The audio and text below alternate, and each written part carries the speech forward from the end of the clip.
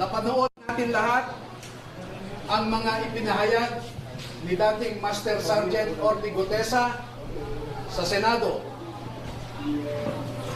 At nakita natin kung paano trinato ang isang taong nagnanais lamang na ibahagi sa ating sambayanan ang kanyang nalalaman tungkol sa pagnanakaw sa kaban ng bayan.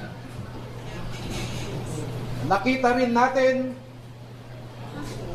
nasaksihan din nating lahat ang mga proseso na naganap sa ICI na inatasan na mag-imbestiga tungkol sa corruption sa infrastructure.